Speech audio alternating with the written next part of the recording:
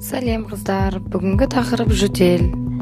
Жөтелде не істейміз? Біріншіден, жөтел құрғақ жөтелге бөлінеді. Ол ауа тапшылығы, құрғақ кезде шаң бөлмелердің кесірінен болады. Екінші, ОРВИ кезіндегі. Ол вирусты бактериялардың қоздырғыш жөтелдері. Және де үшінші, қақырықты жөтел. Жалпы қақырықты жөтел кезінде балаға жөтелді қойдыратын немесе басқа да бір сироп беру өте зиянды. Яғни олар керісінше қақырық санын көбейтіп, оның соңы ертең бронхитке әкеліп соғуы мүмкін. Қақырықты жөтел кезінде сіздер балаға мына дренажный массажды жасап жүрсеңіздер болады күніге.